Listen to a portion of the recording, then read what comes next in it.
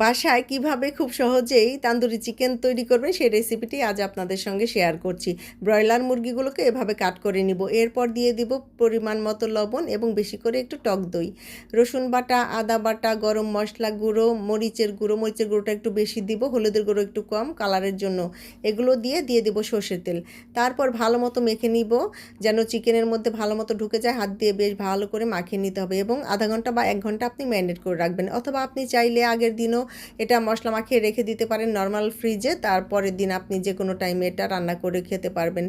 তারপর ফ্রাইং প্যানে সর্ষের তেল দিয়ে চিকেনের টুকরোগুলো সেখানে দিয়ে হাই হিটে ঢাকনা দিয়ে ঢেকে বেশ কিছুক্ষণ রান্না করব। এরপর ঢাকনা খুলে চিকেনের টুকরোগুলোকে উল্টিয়ে আবার ঢাকনা দিয়ে ঢেকে বেশ কিছুক্ষণ রান্না করব। এভাবেই কয়েকবার করব, এর মধ্যেই চিকেনটা একদম সিদ্ধ হয়ে আসবে।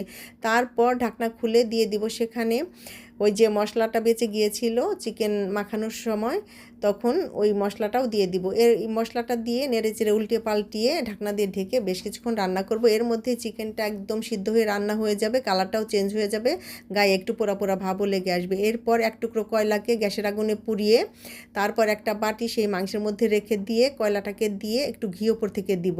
সেখানে দেওয়ার পর যখন ধোঁয়ার সৃষ্টি হবে তারপর ঢাকনা দিয়ে ঢেকে দিব।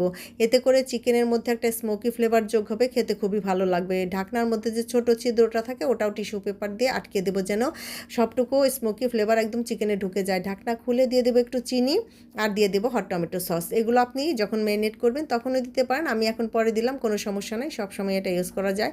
এরপর নেড়ে চেড়ে মিশিয়ে নিয়ে ঢাকনা দিয়ে ঢেকে বেশ কিছুক্ষণ লো হিটে একদম রান্না করব।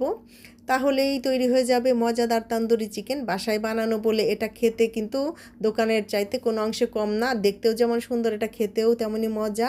রুটি, পরোটা, ভাত, নান, রুটি সব কিছুর সঙ্গে আপনি এটা খেতে পারবেন।